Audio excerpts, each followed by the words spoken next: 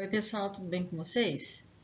Hoje nós vamos começar a nossa primeira aula do terceiro bimestre, tá? Esse primeiro conteúdo que nós vamos ver é uma habilidade ainda referente ao segundo bimestre, tá? Não deu tempo da gente ver tudo, então eu já estou na primeira aula do terceiro bimestre, dando continuidade no caderninho do segundo para a gente acabar ele e começar a matéria do terceiro bimestre, tá bom? Esse primeiro conteúdo é um conteúdo bem importante que está no cotidiano de vocês, né? A parte de gráfico. Então, é a parte de probabilidade e estatística, mas onde a gente vai fazer leitura, interpretação e representação de dados de pesquisa através de tabela, de gráfico, tá? Então, assim, é uma coisa comum, né? É do nosso dia a dia, mas é bom a gente, né? Nós do nono ano precisamos estar atentos quanto às informações corretas, a melhor maneira de escolher qual o melhor gráfico para representar determinado dado, determinada informação, tá bom? Então, nós vamos começar essa habilidade, né? É a habilidade 22, escolher e construir o gráfico mais adequado com ou sem o uso de planilhas eletrônicas. Então, hoje nós estamos distantes, nesse momento nós não vamos usar a sala de informática, né, para fazer a construção de gráfico. Mas vocês podem também depois, se quiserem, construir em casa, tá? Para representar um determinado conjunto de dados. E nós vamos destacar aqui as medidas de tendência central, que é a famosa MMM da matemática, né? Média, mediana e moda, tá? Vou explicar aqui para vocês. Então, a importância do uso de gráficos. Então, por que é importante nós sabermos identificar os gráficos? No dia a dia, muitas informações são vinculadas por meio dos gráficos. Por ser uma forma visual, né, sendo possível observar muitos dados numa única representação. Para isso, temos uma variedade de gráficos que possibilitam a interpretação rápida e clara das informações a partir dos dados coletados. Então, nós vamos conhecer os tipos de gráfico e que devem ser utilizados em determinadas situações. Então, quando é melhor a gente usar um gráfico de barra, quando é melhor a gente usar um gráfico de linha, tá? Eu gostaria que vocês fizessem as anotações no caderno da aula, tá? Até para que depois fique mais fácil da gente tirar as dúvidas. Então, conforme a dúvida for surgindo, vocês vão anotando para depois a gente poder conversar lá no grupo, tá bom? No grupo de dúvidas. Então, o primeiro gráfico que eu coloquei aqui para vocês foi o gráfico de linhas. Eu acho esse gráfico um dos gráficos mais simples para a gente desenhar, né? E acho que a interpretação dele também não é uma interpretação difícil. Então, o gráfico de linha, também chamado de gráfico de curvas, ele é uma representação de dados por meio de uma linha, tá? Pode ser construída ou pode ser considerada uma das formas mais fáceis de representar e interpretar um dado.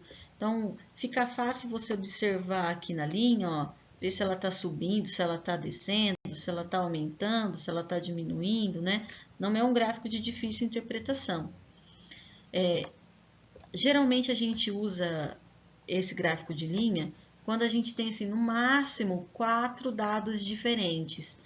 Mais do que 4 dados já seria muita linha, e aí começa assim, ó, uma se encontrar com a outra, e aí começa a complicar. Então, mas se a gente tem até 4 dados diferentes, o gráfico de linhas é uma boa opção, né?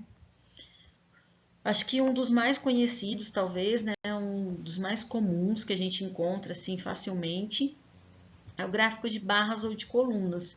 Porque o gráfico de barra ou de coluna, ele pode ser assim, pessoal, ó, tanto na horizontal, você fazer a coluna assim na horizontal, como você fazer a coluna na vertical, tá bom? Então, barras ou colunas. Ele é um tipo de gráfico mais utilizado quando nós temos dados que representam, né, que consistem no quê? Numa contagem. Então, ele não tem, assim, uma escala, uma regra, tá? Então, quando a gente está falando de contagem, ele é o mais utilizado. São muito usados para mostrar diferenças entre categorias, entre regiões. Os gráficos de barra também podem mostrar de que forma duas variáveis se relacionam. Então, assim, na maioria das vezes, quando a gente tem duas variáveis, então duas informações, a gente coloca num gráfico ou de barra ou de coluna.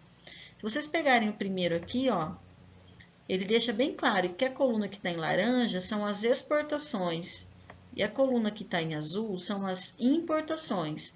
Então, é fácil acesso, né? E o visual ajuda muito. Então, é nítido a gente olhar aqui e saber se esse gráfico estiver falando de um país, ele exporta muito menos do que ele importa. Só pela altura das barras aí das colunas, sem a gente fazer mais nada, né? Esse segundo aqui, ó, é o número de empresas e aqui são os estados. Então, a gente olha aqui, ó, rapidamente a gente já identifica que o estado de São Paulo é o estado que tem mais empresas, só pela altura da coluna, sem precisar fazer mais nada no gráfico. Então, o gráfico, ele facilita a interpretação dos dados, tá? Essa que é a função do gráfico. Esse gráfico também é um gráfico bem conhecido, é o gráfico de setor, mas algumas pessoas chamam ele de gráfico de torta ou de pizza, então eu coloquei o nome aqui também para vocês, tá? Esse gráfico ele é uma alternativa para o gráfico de base, então quando não dá para fazer um gráfico de barras ou acho que não vai ficar muito legal, a gente pode usar um gráfico de pizza, um gráfico de setor, tá?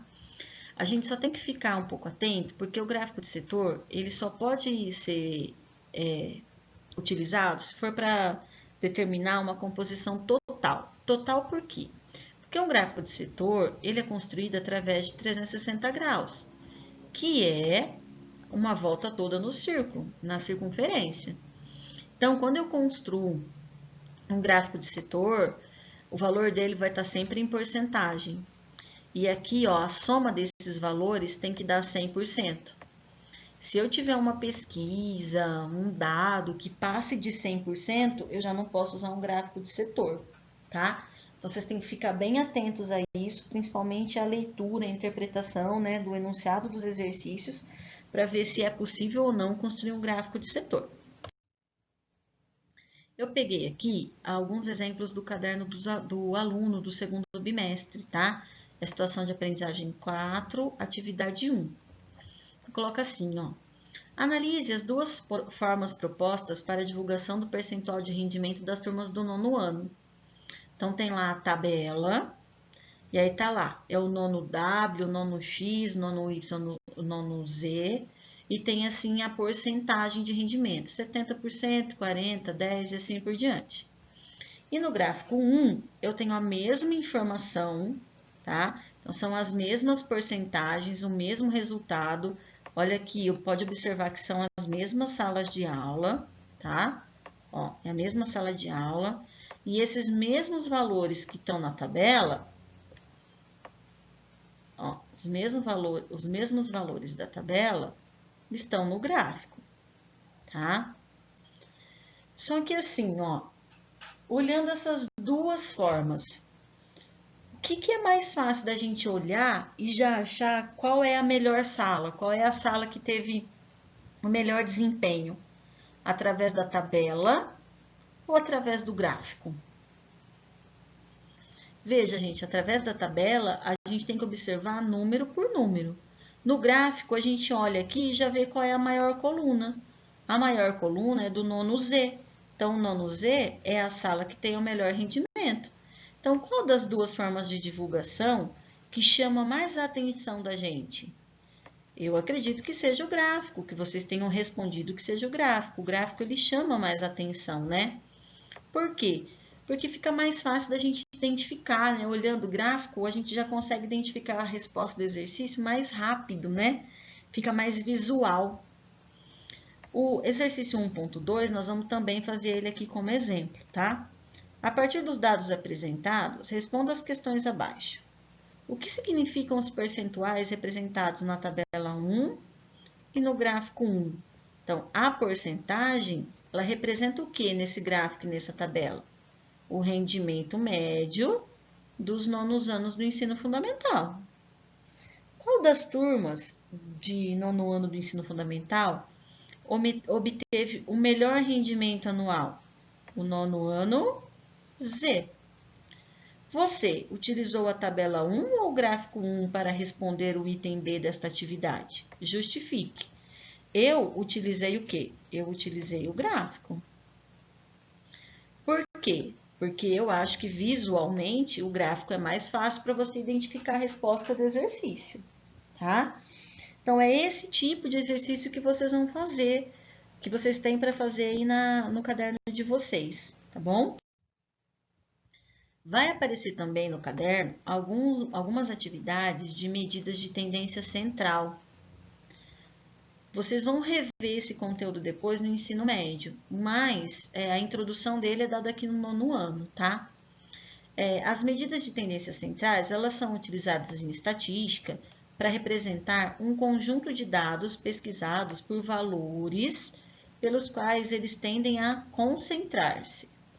As principais medidas de tendência central são a média, a mediana e a moda. Então, eu gostaria que vocês anotassem no caderno a definição de cada uma delas, tá? Porque vai ser muito importante depois para a gente resolver os exercícios. Então, o que é a média? É a razão entre a soma dos elementos e a quantidade de elementos do conjunto. A mediana ela depende. Se os elementos do conjunto for ímpar, a mediana é quem está no centro, quem está no meio. Se a quantidade de elementos for par, nós temos que fazer a média entre os dois elementos que estão no meio. E a moda são os elementos que mais aparecem no conjunto. Eu vou dar um exemplo aqui para vocês, que eu acho que fica mais fácil mostrando com o exemplo. Então, ó, encontre a média, a mediana e a moda do conjunto de números. Então, eu dei aqui para vocês, estou mostrando aqui para vocês, um conjunto de números. Vocês podem ver que não tem uma sequência, nada. 23, 29, 20, 32, 23, 21, 33, 25. Coloquei um conjunto de números aqui aleatórios. Como é que eu calculo a média? Eu vou somar todos esses números, ó, eu somo todos eles e eu divido esses números pela quantidade de elementos. Então, quantos números eu tenho? 1, 2, 3, 4, 5, 6, 7, 8. Então, vou somar todos os números e vou dividir por 8. Então, somando aqui, dá 206. Dividido por 8, dá 25,75. Então, essa é a média dos números. A mediana é aquilo que fica no meio. Como esse conjunto é um conjunto par, né? Tenho 8 elementos, eu vou pegar os dois números que se encontram no meio e vou achar a média deles. Então, no caso aqui, quem que fica no meio? Então, eu deixei, ó, 3 números de um lado, 3 números do outro. Os dois que estão no meio, no caso aqui o 23 e o 25, eu somo e divido por 2, porque são dois números, tá? Vou fazer a média dos dois. Dá 48. 48 dividido por 2 dá 24. Então, a mediana aqui é 24. E a moda é o número que aparece mais vezes. Então, o número que apareceu mais vezes aqui, ó, vou colocar de outra cor. O número que apareceu mais vezes aqui foi o 23, né? O número 23 aparece 2 vezes nesse conjunto. Então, o número 23 é a moda. Então, essa medida de tendência central a gente chama de trio da probabilidade, né? É o MMM, média, mediana e moda. Eu sei que esse é um primeiro exemplo, né? Por isso que eu pedi para vocês anotarem no caderno, mas conforme vocês forem fazendo, vocês vão se acostumando com esses termos e com a maneira de resolver o exercício, tá? E também, se vocês ficarem com dúvida, vocês podem me mandar mensagem lá no grupo de dúvidas e eu vou estar explicando para vocês, tá bom? Eu tô deixando aqui alguns exercícios para que vocês façam. Eu escolhi os exercícios da atividade 5, tá? O 5.1, o 5.2. E aqui, ó, na situação de aprendizagem 5, vocês têm uma atividade só de medida de tendência central. Então, aqueles exercícios ali são sobre gráfico, tá? E esses daqui são só sobre média, mediana e moda. Porque vocês têm que treinar, vocês têm que tentar fazer. Só vocês tentando fazer, determinar a média, mediana e a moda, é que a gente vai ver onde é que está a maior dificuldade, o que vocês não estão conseguindo entender, tá bom? E aí vocês me mandam foto e mensagem lá no grupo, tá? Ó, vocês vão entregar para mim essa atividade no dia 10, tá? Como vocês preferirem, pelo WhatsApp, por e-mail, o que for melhor para vocês.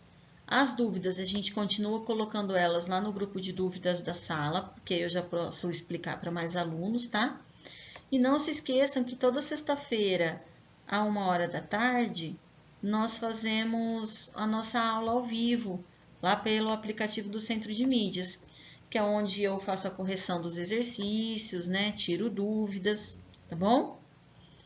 Então, essa foi a nossa primeira aula do terceiro bimestre, tá, pessoal? Ainda com o conteúdo do segundo. A partir da próxima aula, a gente já entra já no conteúdo do terceiro, tá joia? Ó, um abraço para vocês, tô com saudade, viu? Logo tudo isso vai passar e a gente vai estar junto novamente, tá bom?